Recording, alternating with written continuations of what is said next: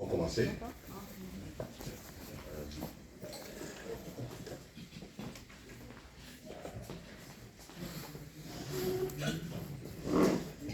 Oui, mais il y a quelqu'un qui...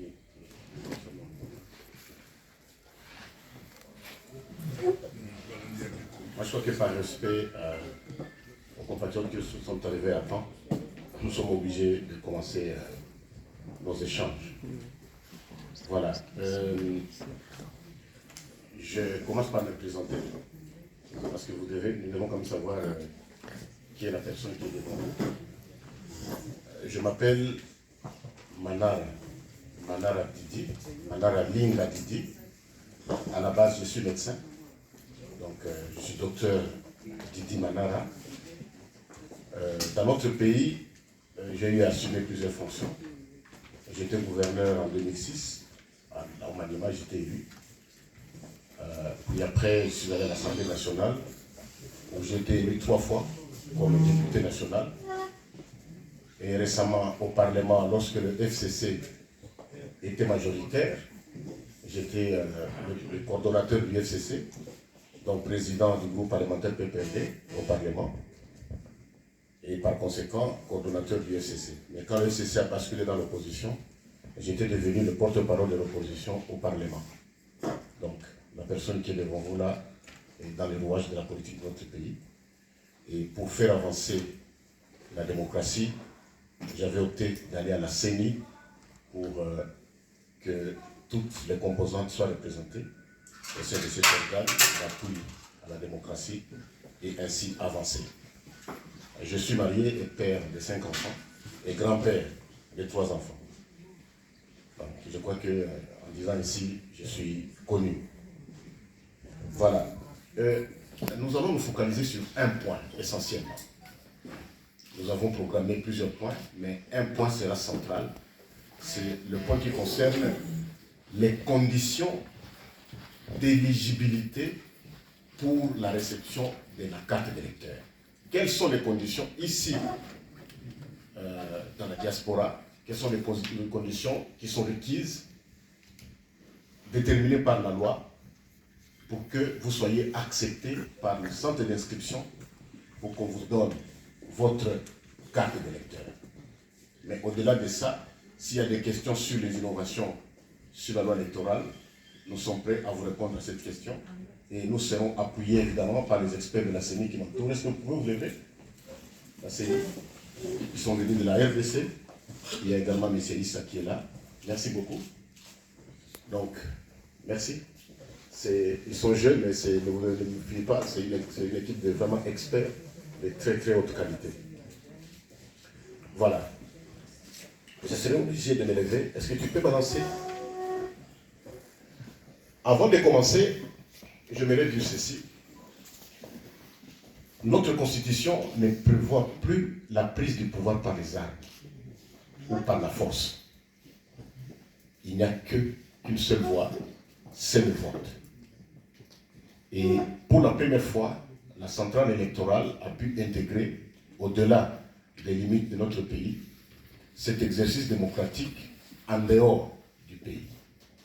Je crois que lorsque j'étais ici en octobre, je vous avais dit pourquoi on avait arrêté 5 pays, dans un premier temps, les 5 pays qui seront concernés par l'enrôlement et par le vote sont la Belgique évidemment, la France, les États-Unis, le Canada et l'Afrique du Sud.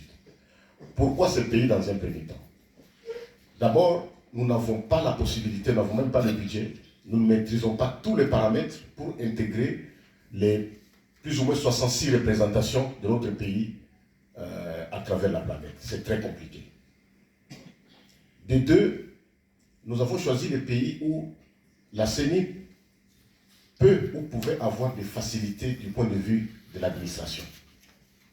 C'est d'abord le mouvement de notre matériel, parce que nous avons un matériel très sensible, le mouvement de notre personnel, l'acquisition des visas, donc des titres, et tout ça. Donc les 5 pays précités ici ont été avec nous autour d'une table et nous ont garanti plus ou moins facilement toutes ces facilités-là.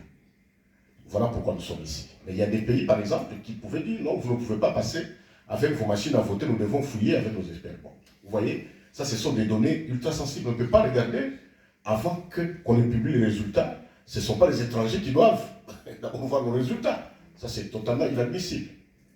Voilà pourquoi on a commencé d'abord par ces 5 pays avant d'aller ailleurs. Alors, voilà pourquoi j'aimerais exhorter quand même la diaspora pour dire, si nous voulons sanctionner les autorités, je n'ai pas de la sanction positive ou négative, mais c'est à travers le vote. Je crois que c'est civilisé. Cette histoire-là de crier sur la rue et tout ça, je ne pense pas que c'est efficace pour changer de manière fondamentale la gouvernance chez nous. Je ne pense pas. Je crois que l'arme que la CENI vous amène, la carte d'électeur, peut changer les choses. Positivement ou négativement. Si les dirigeants ont bien travaillé, eh bien on les conduit. S'ils n'ont pas bien travaillé, eh bien on les sanctionne. C'est pas la carte d'électeur. Alors, faire des manifestations pour que les gens n'aient pas la carte d'électeur, je crois que c'est un acte totalement incivique et peut-être inadmissible, pour le moment, parce que les choses ont évolué. Alors, au pays, nous avons suffisamment avancé avec l'enrôlement des électeurs. Nous avons scindé le pays en 3 aires opérationnelles. La première aire opérationnelle, qui concerne toutes les provinces de l'ancienne province de l'Équateur, c'est-à-dire la province de l'Équateur, Nord-Ubangi, Sud-Ubangi, la Mongala, la Chuapa, ainsi que les provinces de l'ancien Bandundu, Kwango, Kwilu, Maïndombe, et la ville-province de Kinshasa. Ces 10 provinces où nous avons commencé l'enrôlement, nous avons commencé le 24 décembre, et nous avions fixé d'abord dans un premier temps 1 mois, et puis après nous avons fait quand même une rallonge de quelques 3 semaines. Dans la première ère opérationnelle, on s'attend à la fin, c'est-à-dire dans 3 semaines, on s'attend à enrôler 18 millions d'électeurs. Au jour d'aujourd'hui, nous avons dépassé les 10 millions d'enrôlés. Il y a quelques jours, je crois il y a 1 semaine ou 10 jours, on avait publié 7 millions. Mais maintenant, nous sommes au-delà des 10 millions d'électeurs et nous pensons vraiment que l'objectif est à notre portée, contrairement à ce que les gens racontent. Et bientôt, nous allons lancer ce processus dans la 2e ère opérationnelle, qui a commencé d'ailleurs, le Grand Katanga, c'est-à-dire le Haut-Katanga, la province de Tanganyika, les Olomami, ainsi que les Lualaba. Et la grande province du Kasaï, Kasaï central, Kasaï oriental, la province de Lomami, ainsi que la province de Sankourou.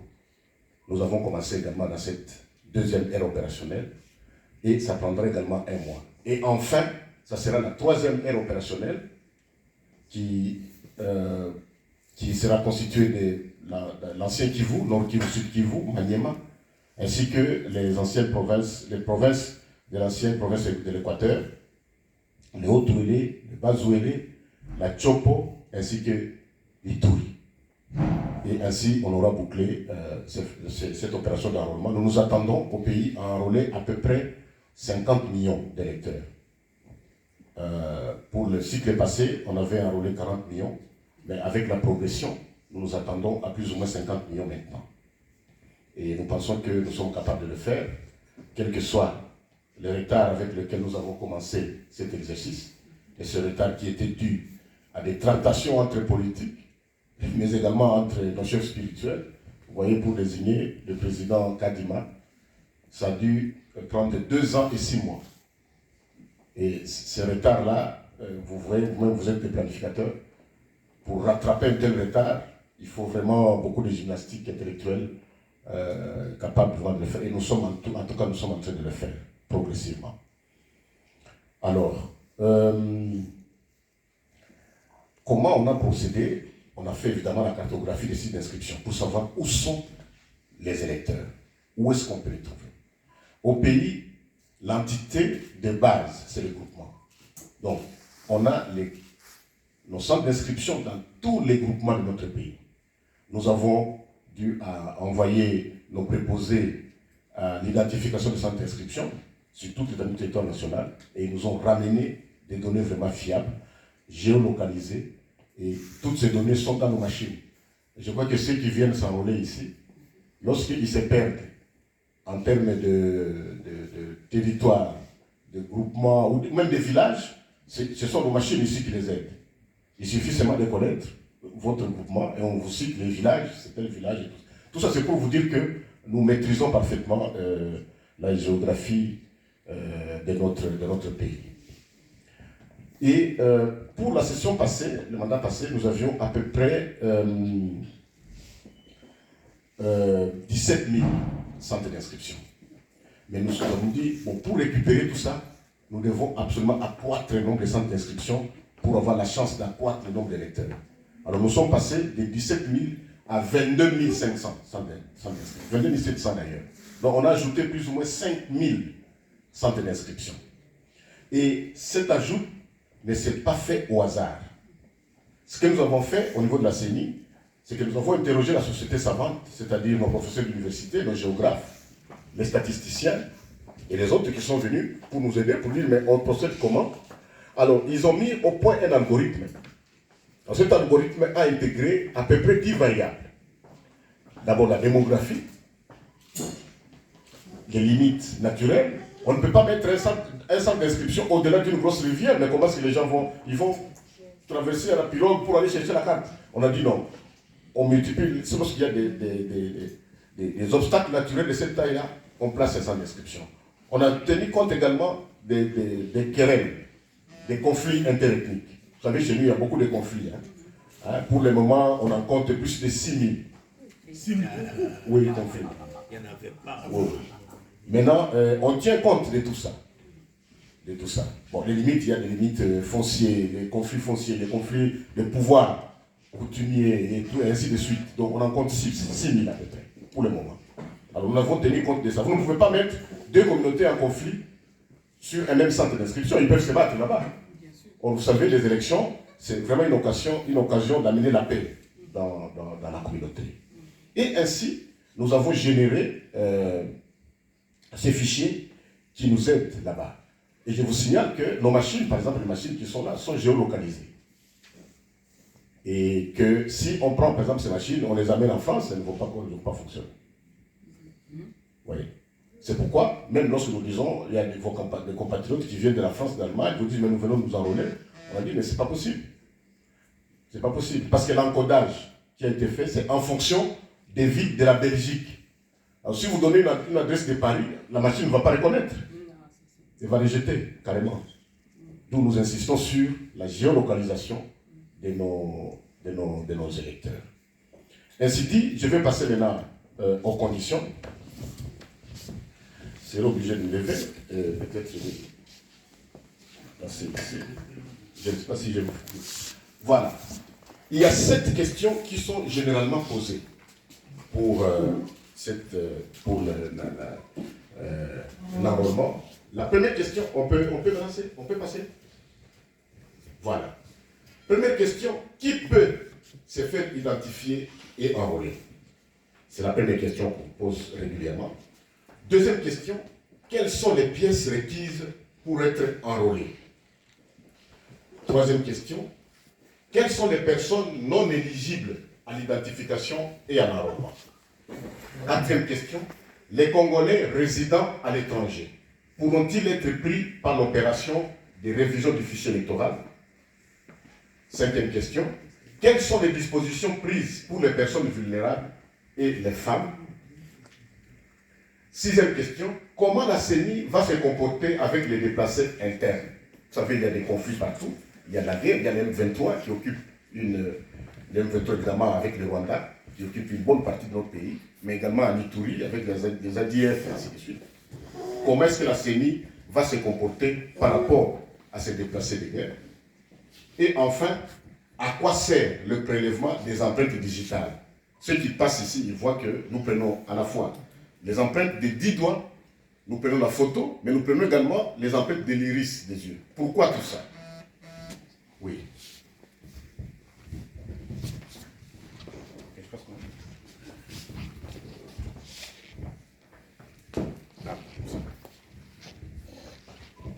Merci. Première question. Qui peut se faire identifier et enrôler? Tous les Congolais âgés de 18 ans révolus à la date du dernier scrutin du cycle électoral sont concernés par les opérations d'identification et d'enrôlement des électeurs. Il s'agit de, ça, la loi est là, l'article 8 de la loi portant l'identification et l'enrôlement des électeurs en RDC. Il s'agit, des anciens enrôlés, et ça concerne ceux qui sont au pays, ça ne vous concerne pas vous. Les anciens enrôlés de 2016 et 2018 en vue de l'obtention d'une nouvelle carte d'électeur. Donc ils peuvent passer avec leur ancienne carte, ils peuvent être enrôlés facilement. Les personnes majeures non enrôlées en 2016 et 2018, il y en a peut-être qui ont raté l'enrôlement cette année-là, ils sont concernés cette fois-ci, on peut les récupérer. Les nouveaux majeurs et les personnes non encore majeures au moment de l'inscription, mais nées au plus tard le 31 décembre 2006. Vous voyez que si on a 31 décembre 2006, par exemple, si les élections, comme les élections auront lieu cette année, cela ont 17 ans, n'est-ce pas? Mais ils auront 18 ans en 2024. C'est à l'horizon 2024 parce que nous comptons, nous, organiser les élections locales. Donc, au-delà des élections présidentielles, la députation nationale provinciale, la sénatoriale, les élections de gouverneurs, nous allons passer également aux élections locales cette année, mais on va les organiser en 2024. Et ces gens-là, ces jeunes-là auront 18 ans en 2024. Alors, comment ça sera? Dans notre fichier, pour les élections de 2023, on va les écarter. Leurs noms ne vont pas apparaître sur la liste des électeurs. Mais les noms vont apparaître en 2024 parce qu'ils auront atteint leur majorité de 18 ans. Voilà. On peut passer? Ça, c'est la première question. Pardon. Quelles sont les pièces requises pour se faire enrôler? Ici, ça concerne les compatriotes qui sont au pays. Pour justifier l'identité, l'âge et la nationalité de l'électeur, sera prise en compte, en considération, l'une des pièces ci-après. L'acte de naissance, sa copie certifiée conforme, son extrait ou le jugement supplétif à l'acte de naissance. Donc, c'est d'abord l'acte de naissance. Bon, croyez-moi, il n'y a pas beaucoup, ils ne sont pas très nombreux qui ont l'acte de naissance chez nous. Non, nous vous le disons parce que c'est la loi. Le certificat de nationalité ou l'attestation en tenant lieu. Il faut en avoir. Je vous dis qu'ils ne sont pas très nombreux non plus. La carte d'électeur de 2016-2018, délivrée par la CENI. Il faut avoir cette carte d'électeur. Puisque nous insistons, délivrée par la CENI, pourquoi? Parce que nos cartes d'électeurs ont été piratées. Essentiellement par les Angolais, par les Rwandais, les Burundais. En fait, les pays qui nous entourent. On ne sait pas comment ils aiment beaucoup notre nationalité. Alors que nous méfions souvent de leur nationalité. Mais alors, vous allez trouver beaucoup de nos cartes là-bas. Mais lorsque on prend ces cartes-là, on les amène dans nos machines, nos machines ne les reconnaissent pas. Et d'ailleurs, lorsque ces gens-là arrivent à la CENI avec de telles cartes, nous les prenons, nous les amenons en justice. C'est ce que nous faisons. Donc nous sommes en train de récupérer toutes ces personnes-là. Parce que toutes ces cartes-là n'ont pas de numéro de série, n'ont pas nos spécifications, n'ont pas nos secrets d'encodage à l'intérieur, n'ont pas ça. Et c'est pour ça, facilement, nous les récupérons. Le passeport national en cours de validité, c'est une autre pièce qui est valable.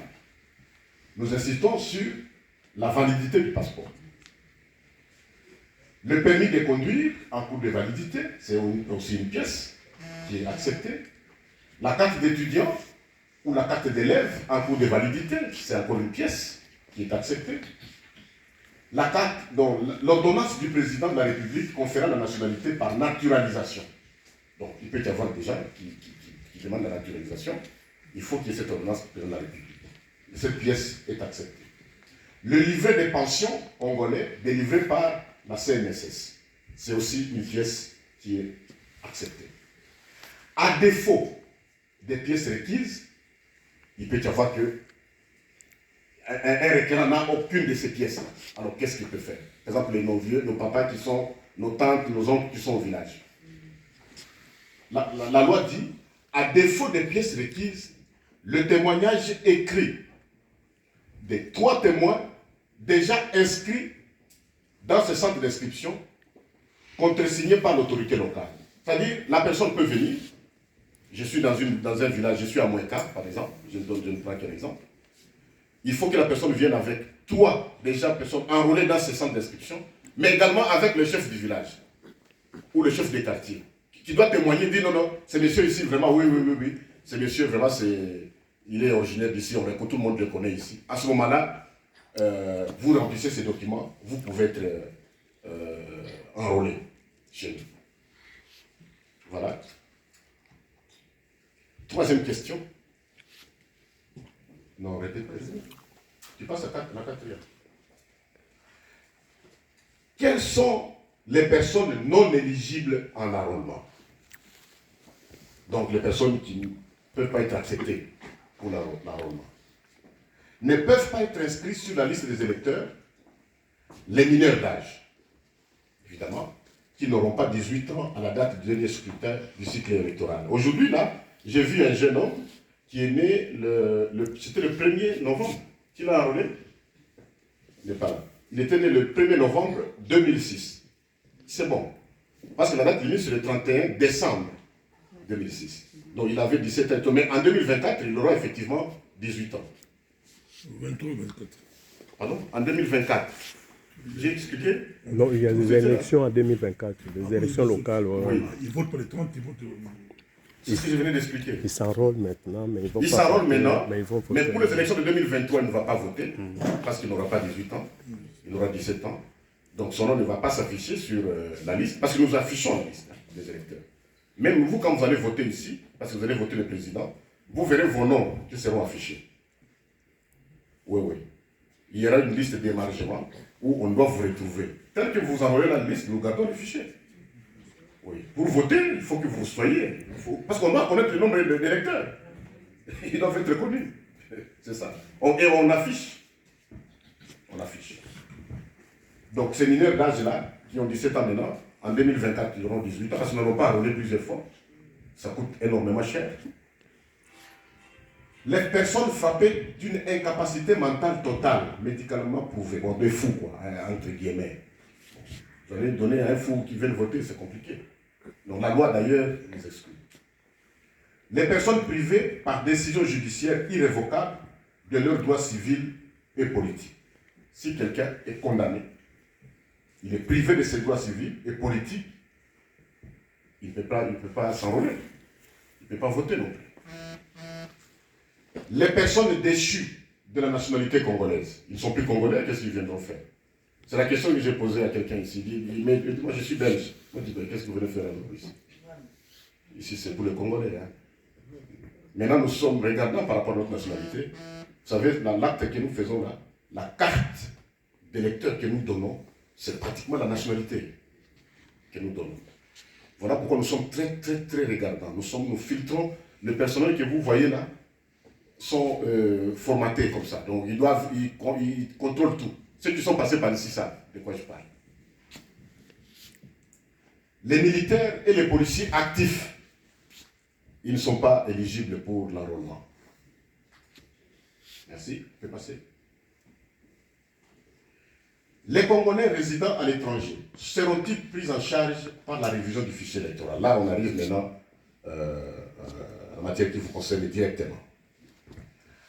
Pour les Congolais résidents, nous insistons sur on ne parle pas des vivants, parce qu'on pouvait dire également les Congolais vivants. Mais la loi dit les Congolais résidents. Pour les Congolais résidents à l'étranger, il sera procédé à l'installation d'un centre d'inscription par ambassade ou représentation diplomatique. C'est au niveau de l'ambassade. Parce qu'il nous a été posé plusieurs questions. Il dit, pourquoi est-ce que vous ne pouvez pas multiplier les bureaux, vos centres d'inscription? La raison, voici la raison. C'est que les actes que nous posons ici, ou l'acte que nous posons ici, c'est un acte de souveraineté qui ne peut être posé que sur le sol congolais. Donc nous ne pouvons pas aller enrôler dans une école quelque part, ce n'est pas possible, nous ne sommes pas au Congo. Donc nous ne pouvons pas multiplier ça. C'est la notion de la territorialité des actes juridiques. Nous ne pouvons poser ces actes qu'ici, à l'ambassade, ou dans une de nos représentations. Ou alors, si les deux gouvernements s'entendent, Et il y a des papiers qui signent pour dire non, là, à cet endroit-là, c'est un peu une extension de l'ambassade, si ça se passe. Si ça passe, on peut le faire. Mais pour l'instant, en tout cas, ici, en Belgique, nous ne pouvons faire ce travail qu'ici. On m'a même posé la question sur la sensibilisation. Pourquoi est-ce que vous ne pouvez pas aller sensibiliser à Matongé? On dit, nous ne pouvons pas. Parce que la sensibilisation, c'est également un acte. Nous ne pouvons pas aller poser des actes là-bas. Nous posons des actes de souveraineté. Il n'y a qu'entre vous, des associations, qui pouvaient le faire, mais pas nous, comme institution, la CENI. Nous posons nos actes ici, sur le sol congolais.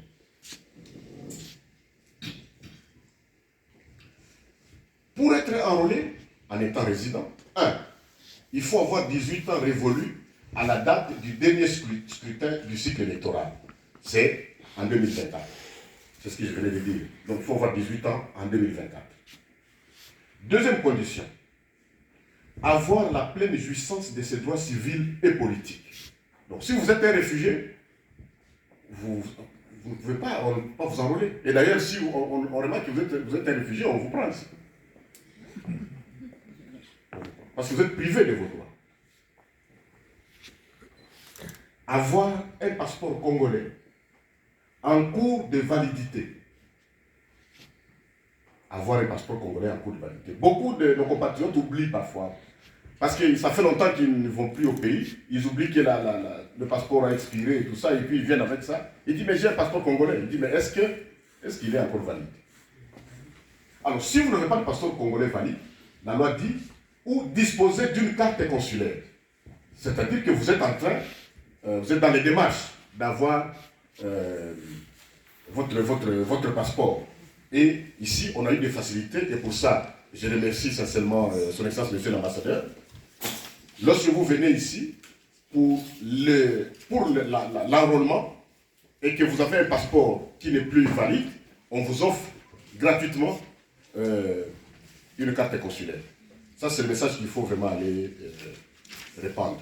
Lorsque vous venez pour l'enrôlement, mais lorsque vous venez pour chercher la carte, donc le passeport, là, vous payez comme d'habitude. Mais si c'est pour l'enrôlement, on vous donne un document qui vous permettra de vous faire enrôler. Chacune des pièces, ça ce sont les premières pièces. Chacune des pièces énumérées ci-dessus est présentée cumulativement avec soit une carte ou une attestation de résidence, soit une carte de séjour en cours de validité. En fait, le principe, c'est lequel? Le principe est simple. Il faut être en ordre avec la législation du pays d'origine, du Congo. Et pour être en ordre avec notre législation, il faut avoir un passeport congolais en cours de validité ou une carte consulaire. Cumulativement, maintenant, il faut être en ordre avec les documents de votre pays d'accueil. Et ici, ce sont les pièces qui sont là. En fait, c'est votre titre de séjour. Il faut qu'il soit valide aussi. Voilà. Pour les Congolais résidant à l'étranger, il s'agit d'une opération pilote sur 5 pays, Belgique, Canada, France, Afrique du Sud et États-Unis. Je crois que je l'ai dit ici précédemment. Je vais passer. Alors, quelles sont les dispositions que la CENI a prises pour les personnes vulnérables et les femmes? Pour faciliter l'identification et l'enrôlement des personnes vulnérables, le président du centre d'inscription. Où est notre présidente? Maman présidente? Elle est là? Elle peut venir parce qu'il faut que... Maman Tibola.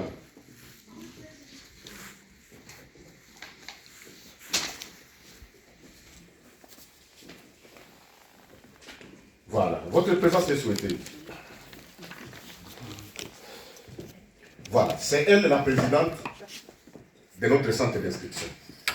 Donc, voilà, donc c'était pour vous présenter aux compatriotes que c'est elle notre présidente du centre d'inscription.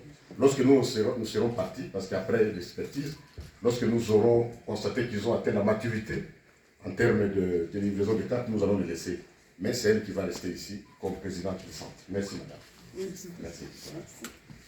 Donc, pour faciliter l'identification et l'enrôlement des personnes vulnérables, le président du centre d'inscription accorde une priorité d'accès à ces dernières. On entend par personne vulnérable toute personne qui nécessite une assistance en raison de son âge, d'une maladie, d'une infirmité, d'une déficience physique ou d'un état de grossesse ou allaitante. Donc, lorsque les gens veulent s'enrôler ici, je crois que ceux qui sont venus ici l'ont remarqué, s'il y a une dame enceinte ou une femme allaitante, elle passe la première. S'il y a une personne malade ou une personne âgée, la personne passe la première. Ici, ça ne pose pas beaucoup de problèmes, mais chez nous, c'est très compliqué. Hein. On a vu les femmes allaitantes avec des bébés, mais on a trouvé qu'un seul bébé appartenait à plusieurs femmes à la fois. Hein. Vous voyez le bébé, il y a une femme qui vient avec le bébé, c'est le même bébé, et puis après quelques temps, c'est toujours le bébé là qui vient, et puis finalement... Alors là, c'est compliqué maintenant. Comment vous allez dire que ce bébé, à qui appartient le bébé, on ne sait pas. C'est très compliqué. Voilà, ça c'est au Congo. Alors, ces personnes-là passent le premier. Les centres d'inscription sont ouverts de mardi à dimanche, de 7h à 17h, heure locale. En principe, c'est comme ça. Mais ici, on ne commence pas à 7h parce que l'ambassade ouvre à 9h. C'est pourquoi nous nous conformons aux instructions de l'ambassade, aux pratiques. Nous commençons à 9h. Donc, le centre ouvre de 9h à 17h. Et c'est de mardi à dimanche. Lundi, la journée de lundi, est réservée à nos réunions opérationnelles. Parce que nous devons faire des rapports, nous devons transmettre les données, nous devons voir ce qui n'a pas marché et tout ça. C'est prévu pour lundi. Mais de manière spécifique, mais spéciale, nous avons travaillé lundi passé parce que cette information, on ne l'avait pas encore livrée. Mais maintenant que nous la livrons de manière officielle, sachez que chaque lundi, ça sera off pour la CENI. Ce n'est pas off parce qu'ils travaillent maintenant en interne. On tient des réunions administratives opérationnelles. Le dimanche, c'est la priorité qui est réservée aux femmes. Donc, en tout cas, la journée du dimanche, c'est pour les femmes. Donc, même si les hommes peuvent venir aussi, mais de manière pointue, c'est beaucoup plus les femmes qui sont attendues le dimanche. Pourquoi? Parce que chez nous, c'est en fait les femmes qui tiennent les ménages. Hein. Celles qui tiennent en fait l'économie de nos maisons. Ça ne nous cachons pas, nous ne volons pas l'espace. On ne sait pas si c'est la même chose ici. Mais chez nous, c'est la femme qui va au champ, celle qui va à la source, puiser l'eau, celle qui doit mettre, après avoir puisé l'eau, elle doit mettre l'eau aux toilettes pour que l'homme aille se laver. En plus, elle doit aller préparer pour que l'homme mange, et ainsi de suite. On a dit, bon, dimanche, au-delà de tous ces travaux ménagers, en tout cas, nous réservons cette journée pour les femmes. Oui. 6e question, et c'est l'avant-dernière. Comment la CENI va-t-elle se comporter face aux déplacés internes? Vous savez que notre pays, depuis un certain temps, nous sommes agressés. On faisait une agression par le Rwanda, à travers l'M23, à travers Codeco, à travers...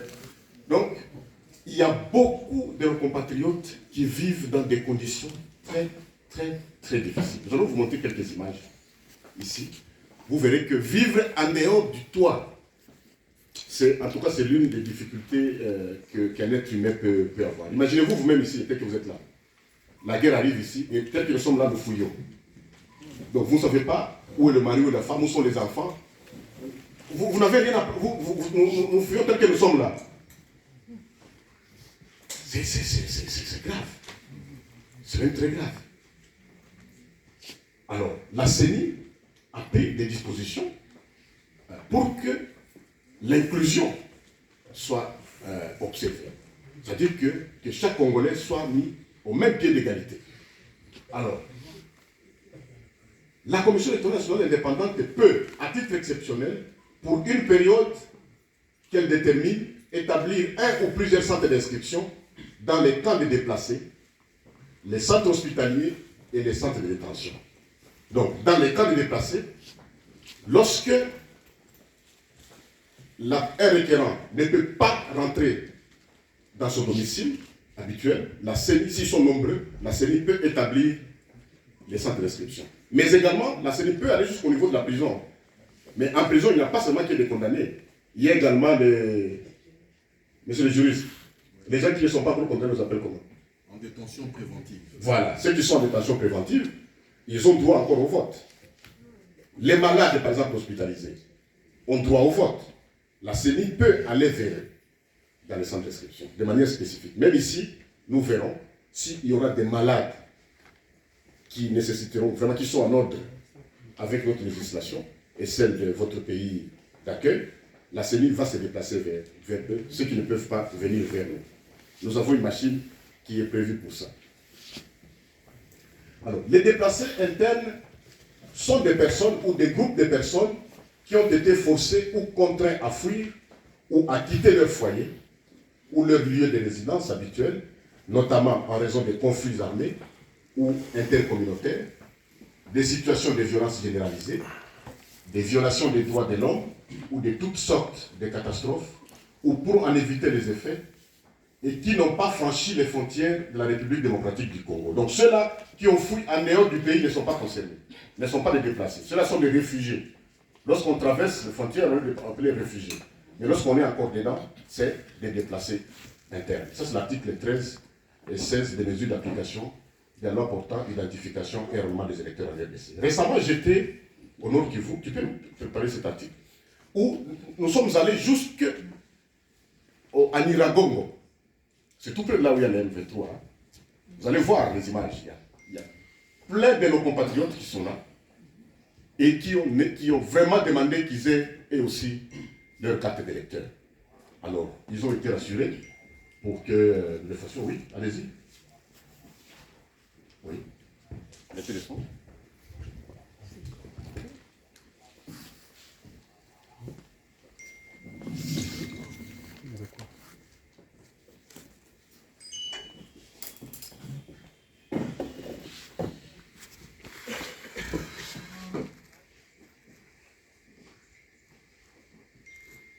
Motorisés sur les différentes artères de la ville avant de juger par le tour les déplacés de Kanyaruchinya en territoire de Niragongo.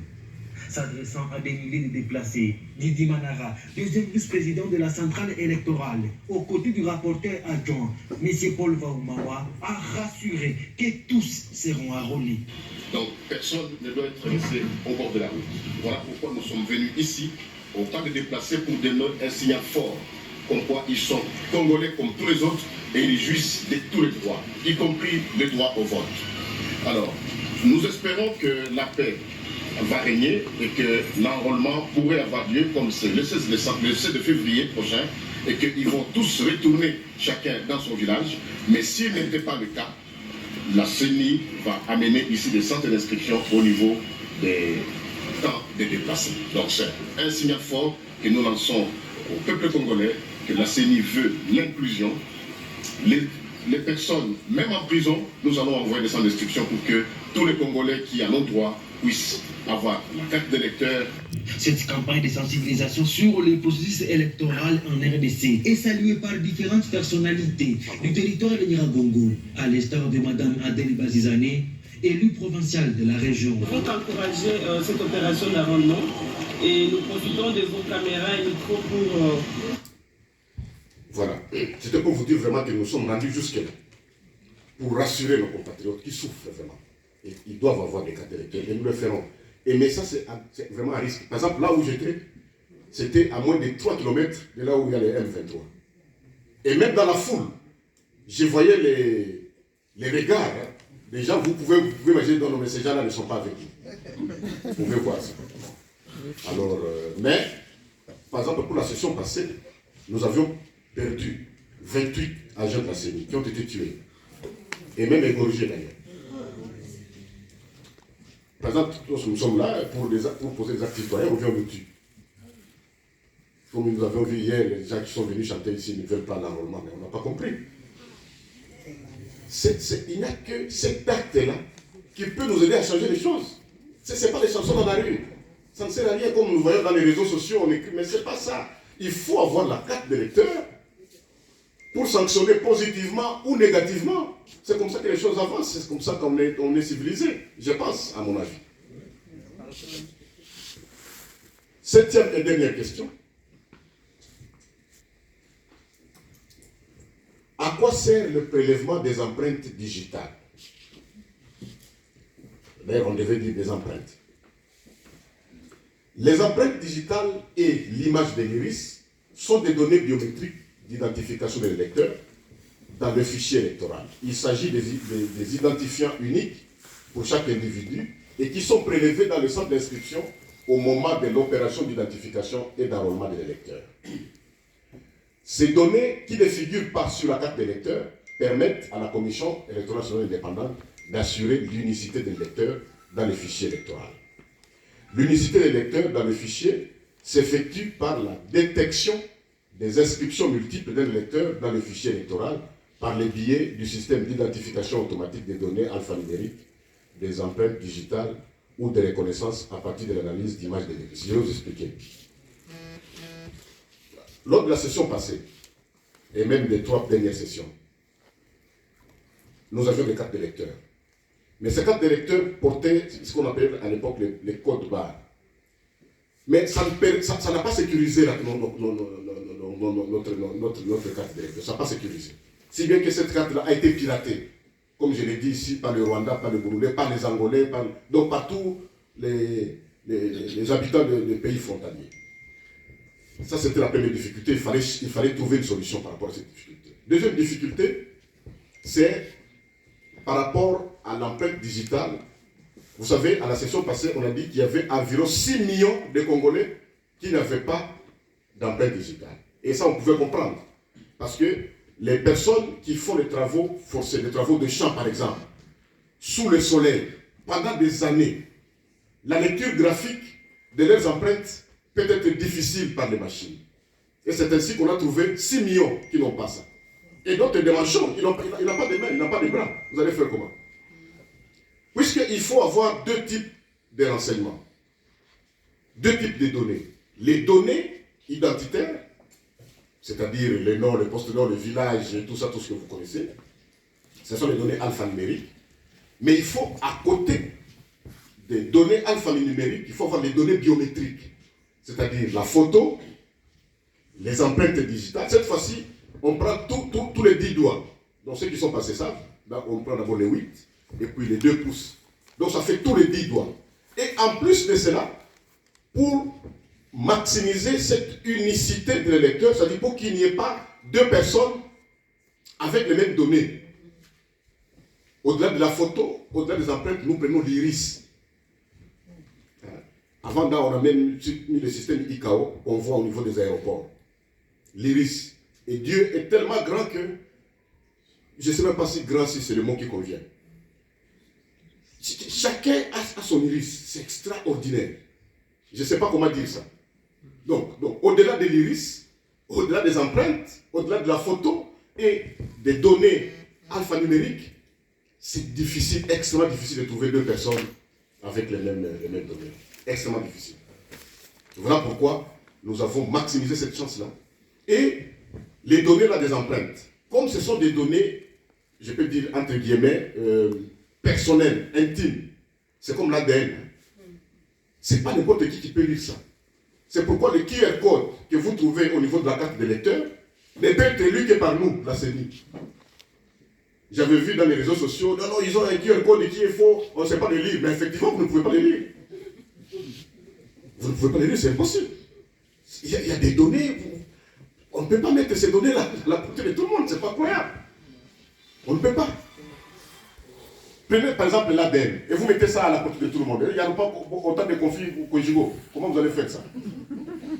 Comment vous allez gérer une telle question? C'est compliqué. C'est pourquoi ces données-là ne sont lues, le QR code, que par la CENI, que par nous, que par nos techniciens que vous voyez là-bas.